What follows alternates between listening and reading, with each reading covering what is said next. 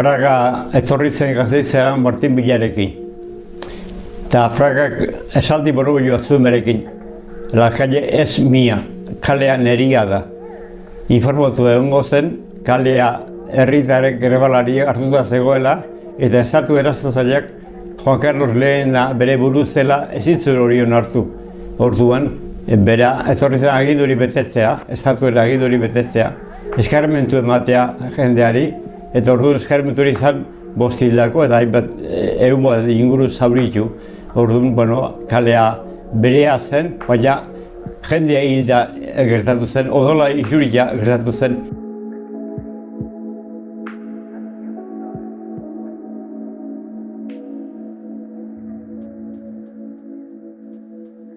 Gasteiz herritar asko ez ziren orduan, baina oso hiri industriala zen. Eta hiri industriala zen neurrian egin ziren prestaketa batzuek, eta hilen 9an, urtarrilaren 1908ko urtarrilaren 9an, atera zen lehenengo lan tokiala, grebara, Forjas Alavesa zen. 1000 langile zituen, gero etorri ziren Mebosa, gaur Mercedes dena, Arantzabal, Areitio, Areitioko gehienak emakumeak ziren, hortzik ibili ginen. Baita ere, aipatu behar da Orbegoza augurainen zegoen enpresa bat. Martxo 3ko fetxarako, bageunden greban 10 lantoki, 6.500 langile, eta esan behar da, greba hori gauzatzeko, aurrez mendien ibili ginela, bilerak egiten, handamengo lantokiko kideekin, eta hortik atera pixka bideratu genuen gure lana, eta mendian eta altzen tokietan egin zen gai horiek, lantoki eman behar ziren, eta lantokietan batzarrak egiten ziren. Batzarra horren ondorioz atera ziren grebak aurrera. Lan bat zegoen, klandestinidatea, eta talde politiko jentea, baino lortu zuten amankomunean sortzea plataforma reivindikatibo jente guztiarentzat, lantoki guztiarentzat.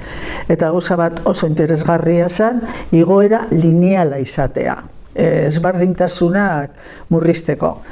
Ni egoera horretan, nintzen greban egon, Orbean enpresean lan egiten nuen, eta turnoen arabera joeten nintzen asanbladetara. Zen eretzat, ni netorren Bizkai eta Gipuzkoatik esperientzia ezberdinak neukan, eta niretzako egoera oso berria, interesgarria, unkigarria izen zen movimiento asambleario hori. Eskola bat bezala ikasteko, eztabaidatzeko, erabakiak hartzeko, eta horregaitik sartu nintzen ikasteko, batez ere ikasteko. Greba haietako ardatza nagusia asanblada izan zen dudari gabe. Iaia asanblada orokorrakin kontatuta iaia 300 egin ziren. Eta asanblada bera bihurtu zen formazio eskola bat. Jendeak hitz egiten zuen bildurri gabe, bere arazoa kontatzen zituen, nola sentitzen zen lantokietan, eta abar, eta abar. Eta poliki hartu zuen sekulako indarra. Martxoaren 3 greba orokorraren eguna zen. Bagenituen gutxi gora bera, greban hilabete eta erdi greban sartuta. Greba horroko deialdiren hartu zuen koordinadora batek, nun biltzen ginen greban genen lantokiak eta beste batzuk ere greban ezaudenak.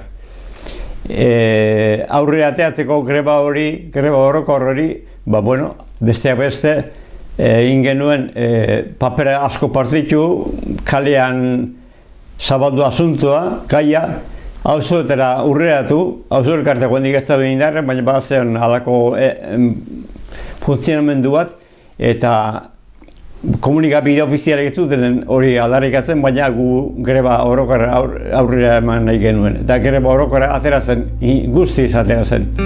La muchedumbre ya están pasando miles detrás de los cadáveres, miles, y siguen las provocaciones. Con las manos en alto, puños en alto, haciendo la V de la victoria. Cambio. No te pegas un cero, cambio. no cómo se puede seguir consintiendo toda esta manifestación y todos estos ritos y esta masa. Vamos a estar así hasta que terminen de pasar. ¿Cambio? Esto no se va a andar rositas, porque estos hay unos grupos prometidos que tendremos que esta tarde. Cambio. De acuerdo. Permanece atento a esa gente. Cambio.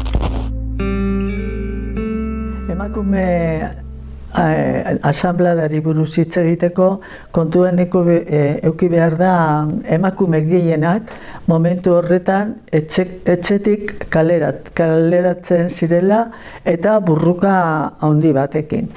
Eta batez ere hor bizi genduen prozeso bat oso interesgarria beldurrak superatzeko eta aurrera egiteko.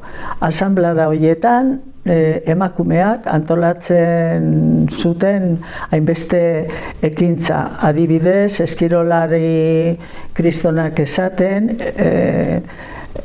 gero poltsarekin Birgen Blankara joeteka adierazteko gure etxeko despentzak utzi zeudela eta salaketa bat egiteko ere, eta baita oso garrantzitsua izan zen erresistentzia kutsa, ze hortik jente behar zuen jentea lortu egiten zuten aurrera eramateko euren etxea ze konturatu behar gara. Une horretan, orain dela 50 urte soldata astero jasotzen zela. Erresistentzi kaxa elkartasunekoa sortu genuen, eta besteak beste esan behar da, greban ez zeuden lantoketa batzuetatik etortzen zela laguntza ekonomikoa, eta hori ondo etorria zen. Eta aldi berean, Forjaseko bazar bat behintzat, aipatzen norbaitek inportantea zela nekazal gunetara jutea zer biltzeko, jatekoa biltzeko. Eta onartu zen, eta grebalari batzuek joaten ziren nekazal guneetara patata, barrunak, beste zerbait ekartzera, eta nekazariek baten zutena. Eta hori ere, bide bat zen elkartasuna adierazteko, eta lotura bat gertatzeko greban zauden naginen eta nekazal guneetako nekazariekin elkartasuna adierazteko. Plataforma Reivindikativa Unitarioa punto bat garrantzitsunetarikoak izen zen subida lineala ezberdintasunak murrizteko.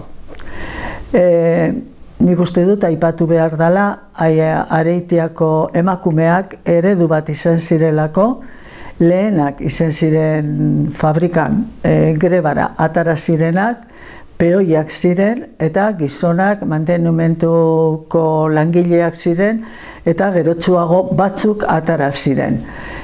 Eta aipatu behar da ere, borrokari esker lortu zala plataforma hori lortzea enpresa guztietan. Naiz eta prezio oso gogorra ordaindu. Esan behar da hurrengo egunean elkartasuna jarraitzen zuela. Eta hurrengo egunean katedral berria bete-bete inda zegoen. Eta kapuan jende pila ere bai. Hitz egin zuen abate batek, agian oizpo izan zilekean, eta hitz egin zuen nabezek baita ere.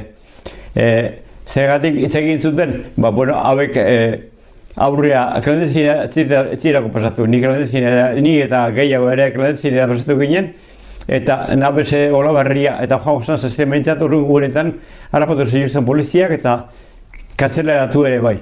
Ni neuk alitzan nuen gero baita ere kotxe baten maleteroan sartuta Forjaseko asamblea batera joatea eta hitz egin eta egun gerturatu alitzan nintzen eta hurrengo kaleatean nintzen handikan eta jarritxu nuen altzan bezala aurrea segitzen. Eta Forjasen asambleak batzarrak uste asko iraun zituen eta uste dut hori ere esplikazio bat dela. Grebak jarraitu zuen eta azkenean debekatu egin zizkiguten asambleak egitera eta bueltatu ginenean konbenioa negoziatzera Juan Bautista Pardo epailea jarri zuten bitartekari. Gero Euskal Herriko goreneko epaitegiko goreneko presidente izan zana. Eta ura bere jarrera argi agertzen zen enpresa kontrolatzera juntzala. Ez gu kontrolatzera. Eta eskatzen genituen puntu guztiak baietz ematen ziguten epaiak, bitartekariak. Enpresa horri biltzen zen, baina azkenean asanbladaren boterea gainean jarri zen. Eta azkenean urteak etorri, hauteskunde sindikalarekin poliki-poliki asanblada hiltzen joan zen. Eta diktadura lortu ez zuena, sindikato handiak, majoritarioak lortu zuten. Gero denboran zehar beste joera batzu izan ziren eta botzarrak, baina garai hartan sortzeko argia, garai hartan sortzeko indarra, garai hartan sortzeko joera hori mantendu zen eta nik uste oraindik ere jarraitzen duela gaina.